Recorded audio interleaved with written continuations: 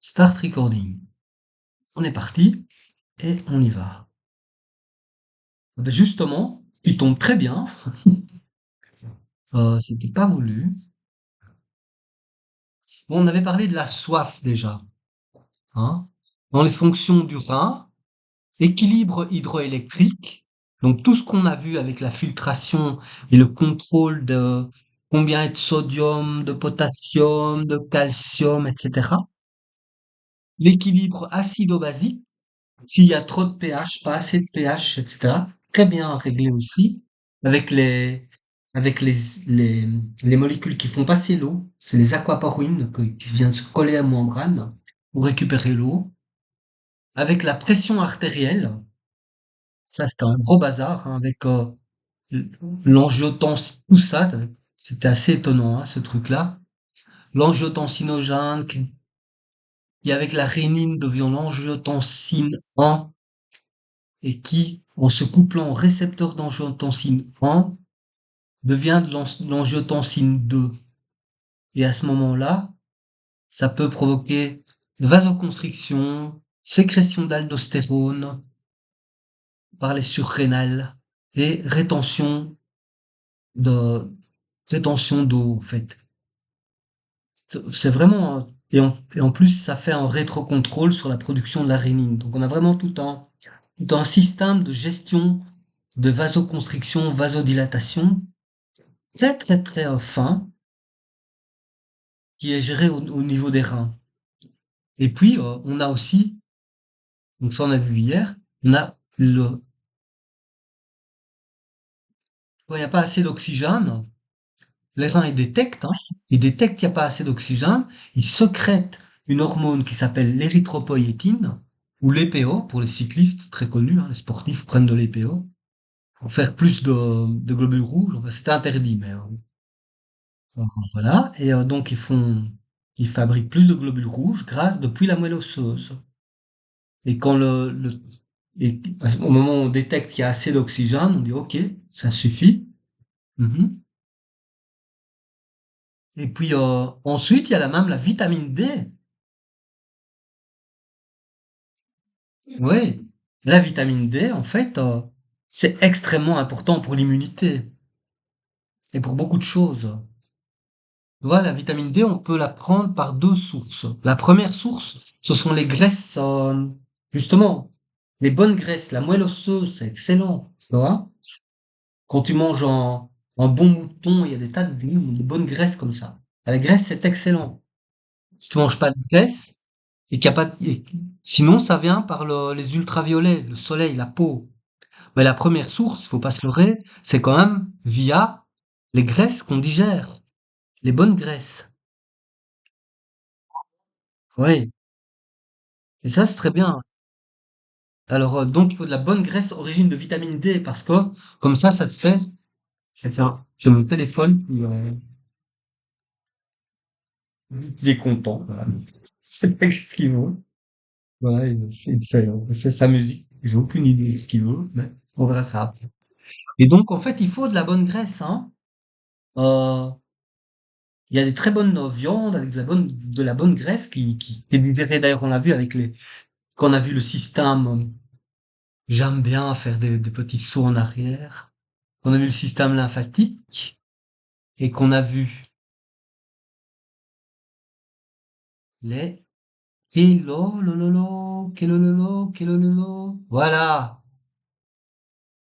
les kilomicrons. Pas dans l'estomac, dans le tube digestif, pardon.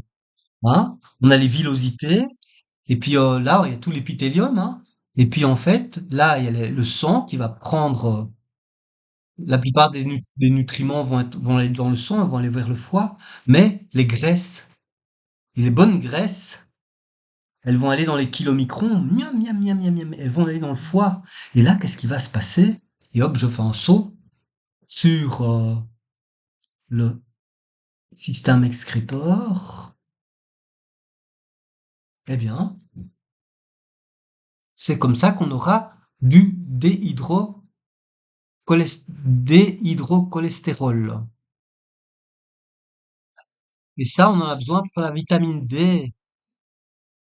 Si on a besoin pour la vitamine D, alors normalement, enfin, on peut en avoir par les ultraviolets, super. Mais sinon, c'est ici que ça se passe, hein. C'est, on va, le, c'est ce calcidiol, enfin, ce précurseur de la vitamine D, il vient essentiellement des graisses, surtout en hiver. Tu peux toujours, essayer de te mettre au soleil, quand il y a des nuages et tout ça. Donc, il faut que tu manges de la bonne graisse. Et puis, là, au niveau des reins, c'est là que la vitamine D va prendre va vraiment se transformer, tu vois. Et c'est là elle va avoir une dernière transformation pour être la 1,25 déhydroxyvitamine D3 qui a un effet sur le métabolisme phosphocalcique, donc sur le calcium, le phosphore, etc. Et énormément d'effets sur l'immunité. En fait, la vitamine D est est un grand booster d'immunité. En fait, elle renforce les lymphocytes T, les lymphocytes B dans leur communication, elle renforce tout ça. Donc la vitamine D est excellente pour l'immunité. Et donc, si par exemple, par une espèce d'excès de, comment dire, de nourriture biologique où tu calcules tout au microgramme et que tu as oublié la graisse, de bonne graisse de viande pour faire de la bonne vitamine D, tu vois, il y a un truc que tu as oublié. Même malgré tous les bouquins de, euh, de nutrition, il y a parfois encore des choses qu'on oublie. Alors, tu vas chez le boucher, et d'ailleurs, euh, avant on mangeait de la bonne huile de foie de morue, hein, pour faire de la vitamine D. Et alors, les actions multiples de la vitamine D, tu vois, je dis pas de bêtises, hein. Ça agit sur l'hématopoïèse, donc la prolifération des cellules précurseurs des lymphocytes et du sang. Super. Ça agit sur les monocytes, sur l'immunomodulation. Ça module l'action, donc ça aide, en fait, les macrophages à faire leur boulot de, euh, phagocyter les microbes. Super. Donc vive la vitamine D. Ça aide les intestins à mieux absorber le calcium et le phosphate. Waouh. Ça aide les os dans leur modulation de l'activité des ostéocytes et des ostéoblastes. Yes. Euh, Au niveau de la parathyroïde, ça aide la parathyroïde à synthétiser l'hormone parathyroïde qui contrôle le calcium. Waouh! Au niveau du rein, ça aide la réabsorption tubulaire distale du calcium. Yes, yes, yes.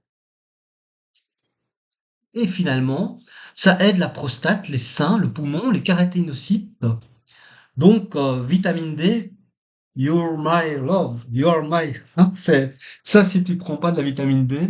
Or, la vitamine D, on doit la fabriquer nous-mêmes, tu vois, elle se fabrique. C'est tout un processus, hein. Donc, pour la bonne huile de foie de morue, voilà, c'est le foie, c'est par la bonne graisse qu'on va, surtout en hiver, il n'y a pas d'ultraviolet suffisamment, il y a pas de, la peau n'est pas assez exposée, nourrie que pour fournir toute cette vitamine D. Il faut trouver des précurseurs au niveau de l'alimentation et ce sont les bonnes graisses qui fournissent la vitamine D. Voilà. Alors, pourquoi? Attends, hein, c'est pas tout. Ici. Alors, toutes les maladies qui sont associées à une déficience de vitamine D. Bah déjà, alors, attends, hein. Donc, on est les causes, hein, c'est si on utilise des crèmes soleil, on va pas fabriquer de vitamine D. Si on n'a pas assez de mélanine parce qu'on dort pas assez. Donc, le manque de sommeil, c'est une cause, euh, En hiver, on n'a pas assez de soleil, donc on n'a pas assez de vitamine D, pas assez d'exposition aux ultraviolets. La pollution de l'air, ça, ce sont toutes des causes pour le manque de vitamine D. Si le foie, il marche pas très bien, si les reins vont pas très bien, si on est en obésité, c'est aussi des causes. Et puis sinon, c'est les médications qui peuvent être une cause de déficience de vitamine B. On prend trop de corticostéroïdes, les antiépileptiques, les antibiotiques, euh, des médicaments pour faire baisser la cholestérol. Tout ça, ce sont des choses qui diminuent la vitamine D. Alors si on absorbe mal la nourriture, donc si par exemple on a des problèmes de digestion au niveau de sa flore intestinale, c'est aussi une cause, hein, puisqu'on n'absorbe pas bien les graisses, on va pas absorber, voilà. Et donc les maladies qui sont associées au manque de vitamine D, on peut avoir des désordres neuropsychiatriques, une espèce de dépression, des désordres neurodégénératifs, psychose, des infections respiratoires, septicémie, Covid, euh, des cancers, côlon, prostate, quoi. Euh, des maladies auto-immunes, pas mal. La psoriasis. Là, je connais pas ces noms, le IBD, le MS, le TDM. Et hypertension cardiovasculaire, panne musculaire, ostéoporose, ostéoarthrite. Donc c'est une bonne raison pour mettre un peu la priorité sur la vitamine D, sur ses sources, sur euh, prendre des bonnes graisses animales qui sont des générateurs qui peuvent être assimilés au niveau des kilomicrons et être les, les disons les initiateurs, tu vois, de ces déhydroxycholestérol qui vient tu viens de la vitamine D3, la vitamine D3 qui est pas encore prête, tu vois, au niveau du foie, elle sera hydroxylée et ça va donner un précurseur de vitamine D, c'est véritablement au niveau des reins. Donc, encore une fois, comme on a vu hier, où on avait une collaboration entre le foie, entre les poumons et les reins, parce que les poumons, on va exhaler du CO2, on va exhaler de l'eau, et puis dans les reins, on va régler notre acidité en balançant du carbonate. Donc, il y a une partie du CO2 qui va partir par là. Donc, il y a déjà une coopération, comme ça, à longue distance, entre reins et poumons. Et ici, on voit une coopération entre trois organes, hein, entre quatre organes. Le tube digestif, pour bien assimiler les graisses précurseurs de vitamine D, la peau, si on met des crânes, ça va pas permettre cette réaction de se produire avec les ultraviolets, ça protège les UV. Euh, et les reins et le foie, tout ça fonctionne en collaboration, à distance, dans des chaînes de transformation d'hormones. Super.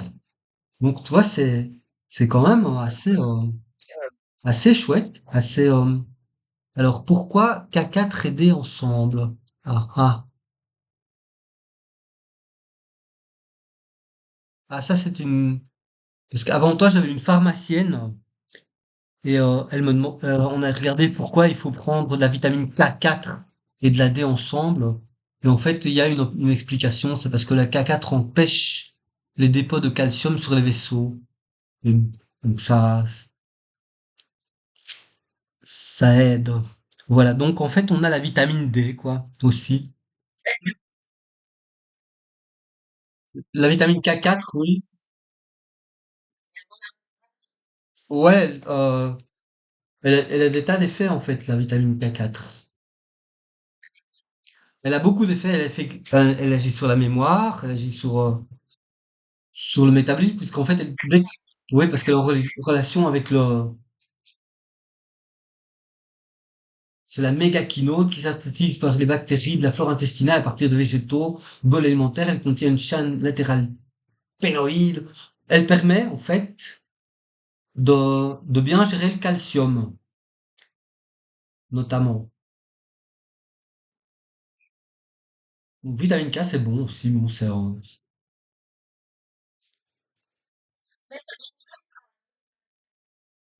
Oui, K2, il y en a pas mal, hein. Il y a toute une chaîne. C'est parce qu'en fait, elles subissent des chaînes de transformation. Euh, et donc, bah, habituellement, quand tu prends des compléments de vitamines, elles sont toutes là, donc c'est bon. Euh, et alors, le rein joue aussi un rôle dans la néoglucogénèse.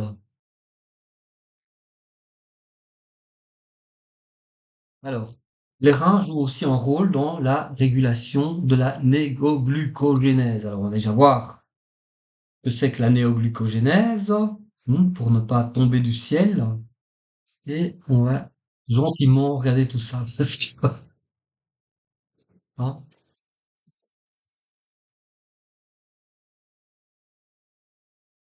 on avait déjà regardé ça un petit peu. Alors, la néoglucogénèse,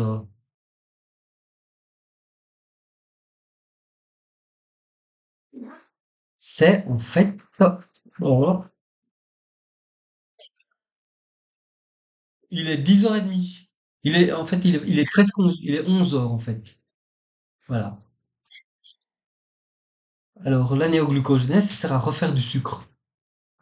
En fait, il y a deux, ouais, j'ai 2 heures de plus que toi, en fait.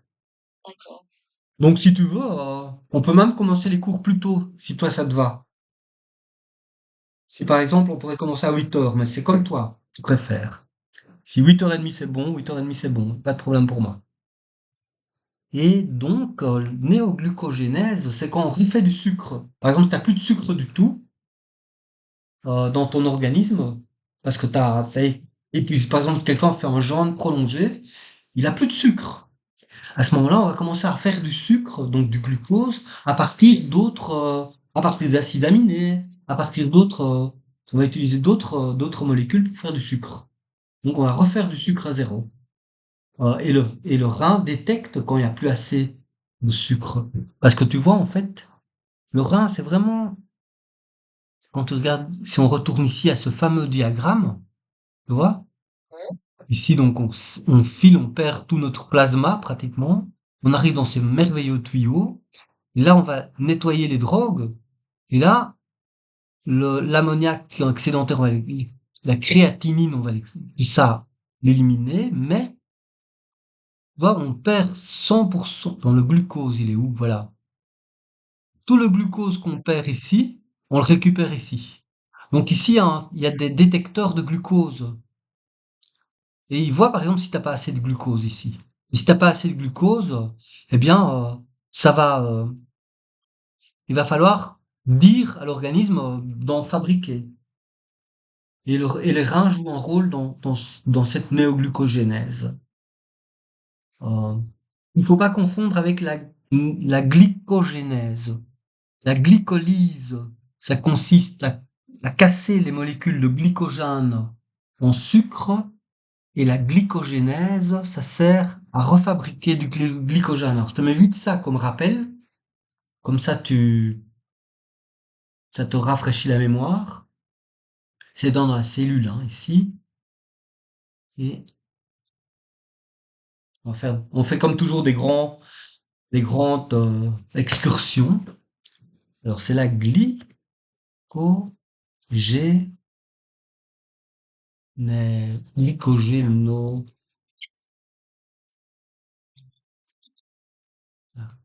Alors, alors, quand je retrouve le glycogène, il doit être quelque part. Le glucose, voilà, voilà. Le glycogène. Tu vois? Ça, c'est le glucose, hein. Tu reconnais? C'est 6H12O6, hein, c'est le glucose. Et en fait, le glucose, s'il est tout seul dans la cellule, eh bien, être, euh, il va être très propice à se faire entourer par des molécules d'eau. Et donc, il est très osmotique, si tu veux. Et donc, on va seulement libérer ce dont on a besoin et le reste, on va le polymériser sous forme de glycogène. Tu vois, glycogène, on les attache les uns aux autres, tout comme des petits camions, tu vois. Tac, tac, tac. Pour qu'ils tiennent les uns aux autres, c'est beaucoup plus complexe. Et donc, le, ça sera moins propice à se faire entourer par les molécules d'eau et donc éventuellement à faire exploser la cellule tellement il y a de glucose dedans, tu vois. Donc en fait, le glucose, on va le polymériser, faire du glycogène. Ça, c'est la glycogénèse. Et le fait d'extraire du glucose du glycogène, c'est la glycogénolyse. Et le fait de faire du glucose à partir d'autres molécules, par exemple à partir d'acides aminés, ça s'appellera glu, la néoglucogénèse. C'est affreux, hein. Mais totalement. Et je suis totalement d'accord avec toi. C'est absolument obscène, tous ces mots. Et, mais ça va rentrer. Donc, je retourne. Mais oui, t'inquiète. Donc, voilà. Donc, on sait ici, on reprend encore un petit peu cette figure-ci. On a les, là, on a le glomérule qui va filtrer le sang. Il y en a des millions et des millions, hein, de tubes comme ça. Et là, on va récupérer la plupart des trucs ici dès le départ, c'est-à-dire le sodium, l'eau, le carbonate, le magnésium, le calcium, le chlore, tout ça on récupère, le glucose on récupère, tout ce qu'on a perdu, tout ça on récupère, tout de suite. Et puis du fait qu'on a un gradient, c'est-à-dire un différentiel de, de salinité, si tu veux, appelons ça de salinité ou de hypertonique en fait, qui est en fait maintenu que l'urée qu'on produit, elle sert à être urinée, donc pissée, mais elle sert aussi à maintenir ce fameux gradient-là. C'est grâce au fait qu'on libère ici en fin de tube de l'urée ici que on maintient ce fameux différentiel 1200, 900, 700, 500, 600 qui fait qu'on peut repomper tout grâce à ça. Ça, c'est super. Donc, l'urée ne sert pas que à être lissée, elle sert aussi à maintenir ce gradient-là, très important. Parce qu'au fur et à mesure qu'il faut le maintenir, hein, c'est comme, tu vois, c'est comme si tu as un tube et tu veux maintenir une différence de salinité. À la fin, tout se mélange. Donc, il faut bien entretenir ce différentiel-là. Tu vois ce que je veux dire, hein? Ouais? Je n'entends pas de réponse. Mais je suppose. Ça va. Ça va, ça va, ça va.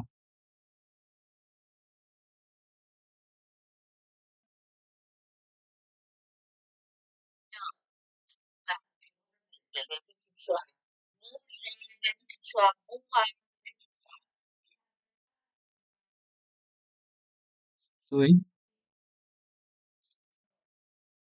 Oui, exactement. Et en fait, donc dans la première partie, on élimine, on récupère la plupart des trucs, et puis à la fin, quand on se trouve dans cette partie-là du tube, qui est la partie distale, on va régler des petits réglages. C'est-à-dire, il y a trop de ça, il y a pas assez de ça, et on va régler ça parce que c'est relié au système hormonal. On a plein de récepteurs aussi, hein. Par exemple, on a, dans la thyroïde, on va pouvoir, si on n'a pas assez de calcium, on peut pouvoir récupérer du calcium ici parce qu'on a l'hormone parathyroïde qui va, euh, qui va ici faire en sorte que de libérer de l'hormone parathyroïde. Donc là, on a la glande parathyroïde qui va libérer l'hormone parathyroïde donc au niveau de la gorge et ça va aller au niveau des reins et dire ouais tiens gars il faut récupérer du calcium il n'y en a pas assez. C'est super. Et puis en même temps ça a des effets secondaires ici ça travaille en tandem avec d'autres cellules qui vont euh, repomper du chlore et du sodium. Et puis on a aussi tout ce qui touche à la régulation du volume sanguin. Et en fait, là, je voulais repartir, redémarrer là-dessus, parce que quand on a, c'est lié à la soif en fait. Si t'as pas assez d'eau dans le sang, t'as pas assez de volume sanguin, ça va déclencher la soif. Ou si tu manges trop de sel, tu vois, tu manges des chips, hein, tu manges des chips, hein, plein de chips, tu regardes un film bête et tu manges des chips. Voilà, il y a du sel dans les chips. Attends, des chips, oui,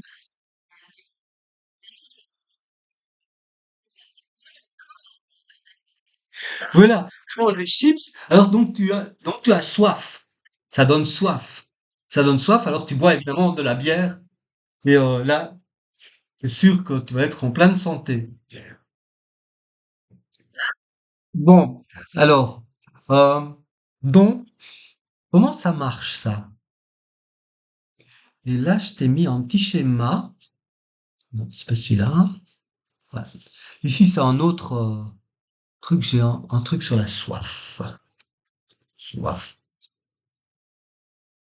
Le contrôle de la soif. Enfin, voilà. En fait, on a deux types de soif. On a deux types de soif avec deux types de récepteurs différents. Ah, voilà. On a une soif qui s'appelle hypovolémie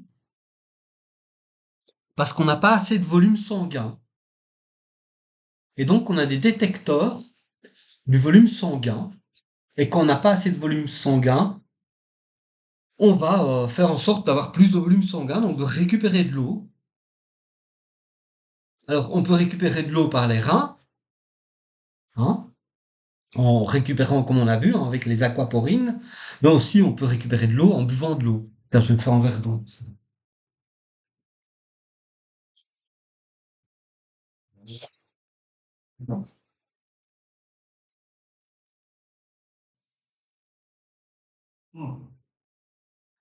Donc, avec un bon verre d'eau, on peut reprendre de l'eau. Et tu vois, ça c'est une soif qui s'appelle la soif hypovolémique, parce qu'on n'a pas assez de volume d'eau. Et puis on a une deuxième soif avec d'autres récepteurs totalement différents. Euh, on a des neurones cérébraux qui sont sensibles à l'osmolarité et ils détectent une élévation de l'osmolarité dans le milieu extracellulaire. Donc si tu as plus de, en fait, en gros de sel, par exemple, hein, si tu as pris des chips, bon ben là il y a du sel, donc tu vas avoir une osmolarité qui va augmenter et donc tu vas avoir soif, même si tu as déjà bu tout plein. C'est pour ça que je soupçonne que dans la bière ils mettent des choses qui augmentent l'osmolarité, et donc tu te rends pas compte, et tu bois encore, et tu bois encore, et tu bois encore, parce que euh, la- c'est la soif osmotique. Donc, si par exemple, euh, tu es dans un cocktail, et que tu commences à boire pour, initialement, et tout à fait justifié, avec plein de c'est justifié, boire pour augmenter ton volume sanguin, à un certain moment, s'il y a des trucs un peu de sel dedans, ça va augmenter ta soif osmotique, et tu vas continuer à boire, et boire, à boire, et à boire. Alors si jamais il y a beaucoup d'alcool dedans, ça va se terminer de façon dramatique. Voilà. Euh, Avis aux amateurs. Alors voilà. Et donc on a...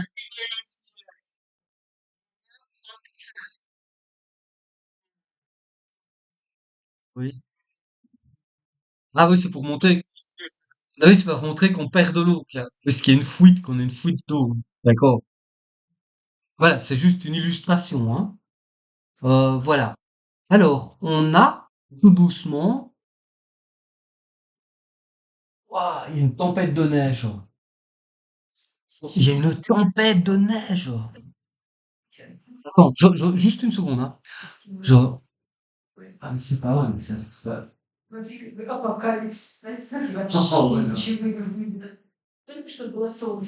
Ouais, il y a 5 minutes, il y avait du soleil, maintenant il y a une véritable tempête de neige.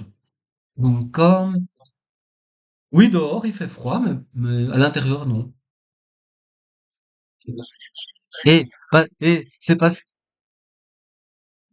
C'est parce qu'en Russie, on a beaucoup de gaz chaud. On met le gaz. Ouais, voilà, on se préoccupe pas trop s'il n'y a pas assez de gaz, tout. De la note de gaz, ça va. Donc, en général, il fait chaud dans les appartements. C'est, voilà. Attends. Euh, bon.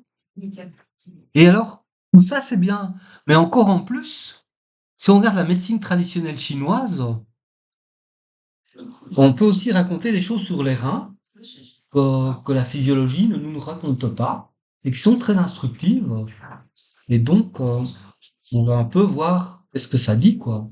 Donc, euh, le rein occupe une place très importante dans la médecine traditionnelle chinoise, qu'on appelle MTC, hein.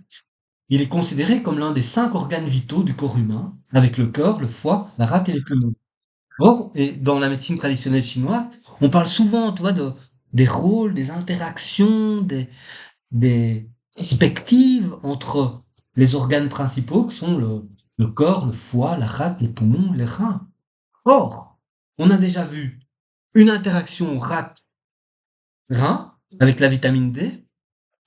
On a vu une interaction rein-poumon avec, la régulation de l'acidité. Donc, une interaction foie-rein pour la vitamine D, une interaction poumon-rein pour, euh, pour l'acidité. Pas mal. En médecine traditionnelle chinoise, le rein est associé à l'élément eau, à l'hiver, à la couleur noire et à l'énergie vitale appelée Qi. C'est qui? Appelé le Qi. Le rein est responsable de nombreuses fonctions importantes, notamment stocker l'énergie vitale, le Qi, réguler le système urinaire et la fonction sexuelle, contrôler les os et les dents. Alors, réguler le système urinaire, oui.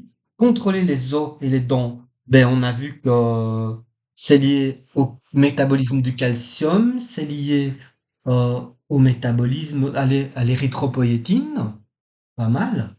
Réguler la croissance et le développement, gérer l'eau du corps. Ou en tout cas, sur toutes ces fonctions qui sont enseignées par la médecine traditionnelle chinoise, certainement réguler le système urinaire, on peut pas le dénier. Contrôler les os et les dents, oui, on peut l'expliquer avec le calcium, avec plusieurs fonctions qui sont en relation avec les régulations du rein. Réguler la croissance et le développement, l'érythropoïétine et gérer l'eau dans le corps. Donc déjà, pas mal. On a vraiment des points d'ancrage entre la médecine traditionnelle chinoise et la médecine euh, conventionnelle clinique. Voilà. Donc c'est pas mal qu'on puisse faire des liens comme ça. Alors l'énergie vitale et les reins, ça c'est pas évident de voir tout de suite la relation. Donc ça, voilà, on se repose sur la médecine traditionnelle chinoise pour l'expliquer, ce qui est très bien. Euh, Lorsque l'énergie vitale du rein est faible, cela peut entraîner des symptômes tels que la fatigue, la faiblesse, les problèmes de mémoire, la douleur lombaire, impuissance ou incontinence urinaire. Les praticiens de la MTS utilisent souvent des herbes, de l'acupuncture et autres techniques pour stimuler l'énergie vitale du rein et rétablir l'énergie vitale du corps. Euh, Or, en fait, je, je pratique beaucoup la bioélectrographie. Je vais te montrer quelque chose.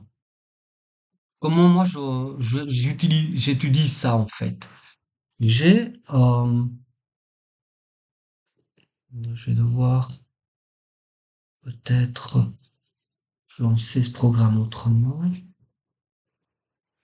Voilà. Je vais lancer un programme que j'utilise, je fais des milliers de patients avec ça. Et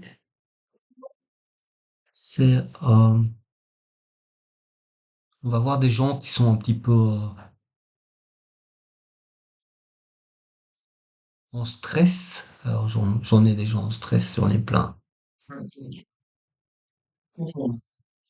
Ben en fait, à l'occasion, je viendrai, je te ferai parce que euh, c'est c'est pas mal. En fait, j'ai des énergogrammes, bioélectrogrammes. Et j'essaie de voir des gens qui sont bien, qui ont les reins qui claquent. C'est vraiment évident. Ta, ta. On va voir dans les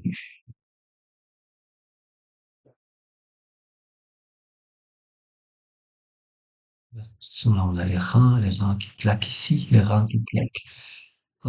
Tac, tac, tac.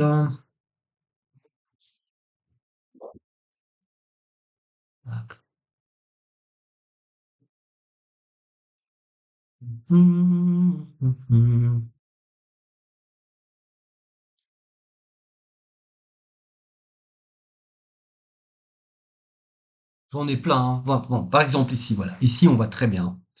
Tu vois, ça, c'est le rein droit et il sort complètement, tu vois, ici. Tu vois ça? Là, là, c'est les reins, là, c'est les reins, là, c'est les surrénales, là, c'est les surrénales. Et ils sortent, c'est-à-dire en fait, oui, c'est ça. En fait, c'est un je fais de la bioélectrographie des doigts. Et en fait, il y a les zones qui correspondent aux reins en médecine traditionnelle chinoise. Ils sont chaque fois, quand la personne est stressée, quand la personne est complètement basse en énergie et stressée, comme c'est cette personne-ci ici, eh bien, je vois que les reins ici, ça pique ici. Tu vois que les biophotons décollent de la peau et ils sont très saillants, ils sont comme ça, c'est pas bon par rapport à quelqu'un qui est beaucoup plus qui ne tire pas l'énergie des reins. Donc en fait c'est comme ça que moi j'analyse les reins avec ces bioélectro euh, grammes que, que je fais. J'amènerai une fois quand je viendrai en Suisse la prochaine fois, je prendrai la machine avec moi. Et à l'occasion, je peux faire des analyses. C'est assez intéressant. J'ai déjà fait des milliers de personnes hein, dans des tas de pays. Et je vois en fait que les personnes qui sont... En fait, quand tu es en stress, quand par exemple, si t'as pas assez dormi, tu vas faire plein de trucs, tu vas faire... Tu vas tirer sur tes reins pour donner plus d'énergie. En fait, tu donnes un coup de kick dans tes reins. Est-ce que tes reins tirent plus, est-ce qu'ils vont plus filtrer? Est-ce qu'il y a quelque chose qui se passe au niveau des reins? Tu tires sur tes reins et au lieu d'avoir ton énergie standard, d'une énergie naturelle, tu vas en demander plus et tu vas te donner un coup de kick, hein? Et le coup de kick que tu te donnes, en fait, tu le prends à crédit sur ta longévité. En fait, c'est assez clair, quoi. Donc quand une personne commence à avoir un certain âge, il faut qu'elle fasse attention à utiliser son énergie naturelle plutôt que de tout le temps sans cesse se donner des coups de stress, des coups de kick sur le rein. Et en termes de médecine traditionnelle chinoise, c'est très parlant. Et on peut même le voir, le visualiser avec les biophotons. Donc c'est très lié évidemment au fascia, c'est très lié au système primo-vasculaire, puisqu'en fait les biophotons, ce que l'on mesure avec mon appareil, c'est quand on mesure en fait les biophotons qui sortent véritablement du système primo-vasculaire. Donc c'est notre production biophotonique qui est véritablement palpée, et mesurée et visualisée. Donc on voit en fait, c'est assez intéressant comment tout ça, ça fonctionne quoi. Et nous allons,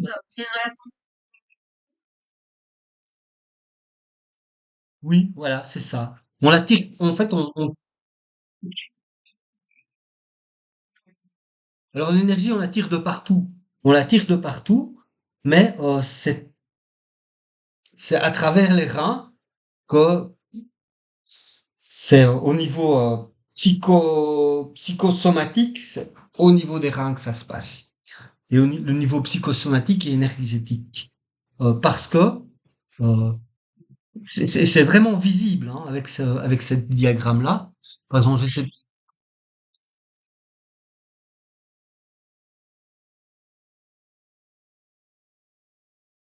ouais, l'ovale, en fait, hop, attends, hein, je tire ça. Oups, pardon, parce que là, j'ai autre mineur. Ça, en fait, tu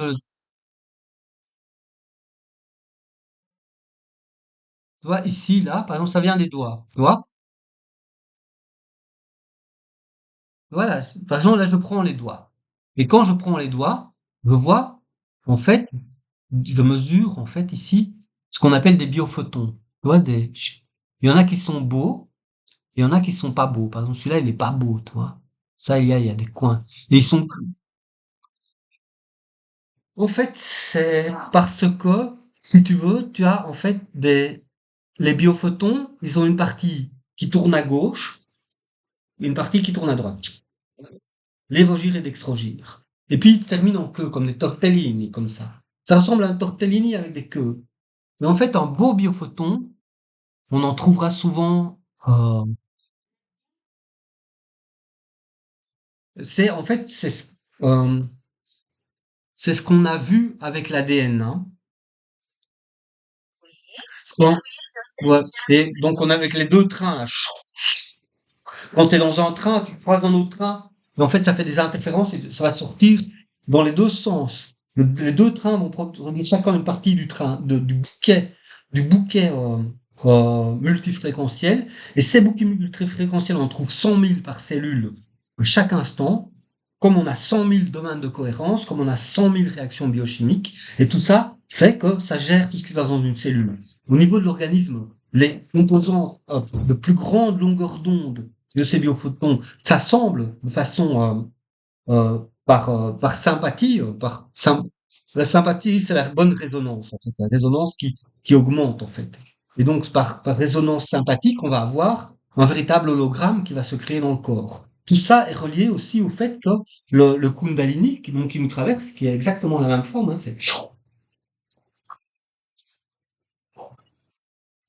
ben, tout ça, ça va se réfléchir de façon fractale dans tout le système primovasculaire qui a une organisation, une architecture fractale. C'est-à-dire que ce morceau va se réfléchir chaque fois de plus en plus petit, de façon cohérente, comme une fractale.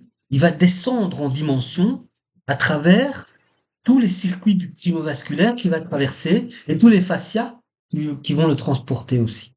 Et tout cela va finalement arriver au petit point des points énergétiques, par exemple, au niveau des doigts, on a des points énergétiques, on a à peu près 200 autour de chaque doigt. Et ces points, ils ont été étudiés depuis des milliers d'années par la médecine traditionnelle chinoise et on a pu identifier exactement à quoi ça ressemble parce que euh, c'était la médecine pour soigner l'impératrice et l'empereur ne permettait pas aux médecins de voir l'imprécatrice. Il fallait que ce soit à travers un rideau, avec un petit morceau de bois, hein, et tu touches ton doigt, qui touche le doigt de l'impératrice, et tu dois donc deviner ce qu'elle a. Si le médecin ne devinait pas bien, hop, hein, au suivant. Hein. Donc, ils avaient intérêt à bien deviner déjà, et en plus, ben, il y en a eu beaucoup qui sont passés par là, et donc ils ont développé toute cette médecine traditionnelle chinoise qui est en parfaite coïncidence avec la médecine du shiatsu et de l'ayurvédique d'ailleurs, et qui en fait sont la cartographie de tous ces systèmes primovasculaires. Donc en fait tout ça, ça se réfléchit et devient de plus petit. Donc à la fin, ce sont des tout petits comme ça, ce sont des tout petits euh, petits tortellini qui ont la même forme que ça. Mais qu'est-ce qu'ils racontent? Ils racontent l'histoire, par où ils sont passés. Il y en a qui sont passés par le tube digestif, et c'était un peu crapoteux. Il y en a qui sont passés par le cœur, ça se passait bien, ils sont olé olé, ça va. Il y en a qui sont passés par le surrénal, ils sont comme ça, ils arrivent en bout de course, très mal foutus, si tu veux. Et c'est ça qui nous donne tu vois, cette disparité des biophotons en fonction d'où on les trouve autour des doigts, tu vois. Et c'est ça qui, en étant cartographié avec plein d'autres informations, évidemment, sur le corps, qui va permettre de dire, ah ben tiens, cette personne, ben, sa thyroïde va pas bien, son hypothalamus est en train d'exploser, ici, il y a l'œil gauche qui déconne, ici, il y a ses organes sexuels qui sont en pleine activité. Par contre, ici, on voit ici la matrice, l'utérus qui est raplapla. Euh, donc, cette personne a ses règles. Et tu peux y aller, hein. Tu peux trouver plein de trucs. Là, elle a une hache dans le dos parce qu'elle a. Et tu peux, à chaque petite vertèbre ici autour du dos, tu vas trouver des trucs. Et donc, ça, c'est une analyse qu'on peut faire et qui contient évidemment plein de choses intéressantes. Mais là, je fais une digression, donc on va retourner sur les rails. Oui, oui, mais écoute, quand je passerai la prochaine fois en Suisse, je te viendrai te le montrer. Tu me montreras ton appareil avec avec ce que tu fais, donc avec les lasers, hein. Et moi, je te montrerai mon appareil, quoi.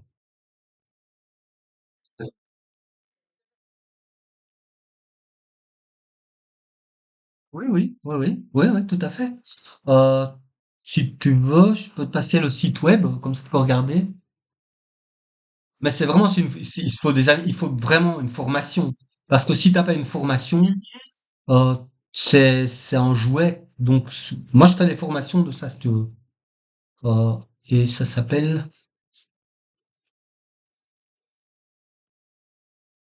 tac, là, là, voilà. Je te passe tu vois ça? C'est ça. Je te passe le, ça fait des années et des années que je travaille avec ces gens. Et je travaille aussi avec d'autres personnes, mais c'est beaucoup parce que c'est vraiment tout un courant scientifique qui est,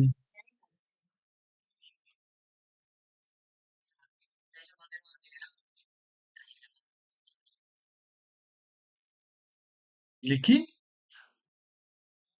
Oui.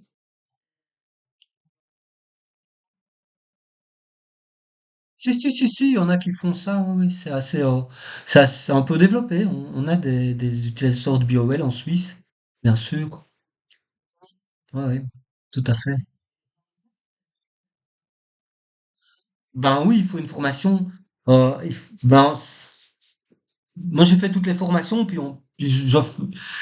comme ça fait 10 ans que je travaille avec ça, je connais bien l'instrument et je sais comment l'utiliser, euh, dans quel contexte on peut tirer des résultats de cela et l'utiliser comme outil qui permet de monitorer en fait les progrès, des paramètres d'une personne. C'est vraiment intéressant.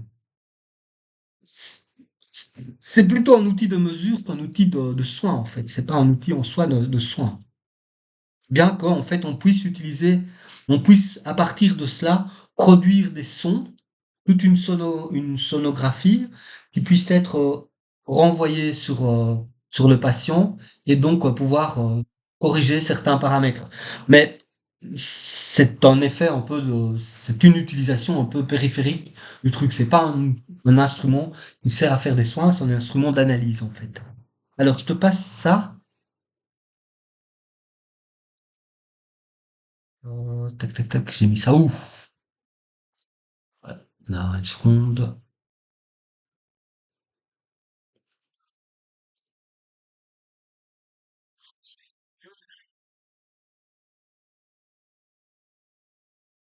Voilà, ici, et je te le mets là. Voilà, ça, c'est le lien. Et on va continuer avec, on va aller de l'avant. Alors, on fait d'abord une toute petite pause, on va faire 15 minutes, ça va? 15 minutes, ça va? Parce qu'on va aborder le sujet suivant, euh, et je voudrais que ce soit faire une bonne liaison. On va en fait aborder, si tu veux, euh, le, le système génital et reproducteur. Et comme ça touche à ce qui est endocrinien, hein, on n'a pas de système reproducteur sans hormones, donc j'aimerais qu'on fasse une introduction au système génital par le biais, par le biais des hormones, en fait, du système endocrinien. Ce qui fait beaucoup plus de sens parce que sinon on rate en fait le plus intéressant. Ça permet de lier aussi, parce que déjà on a abordé l'endocrinien avec les reins.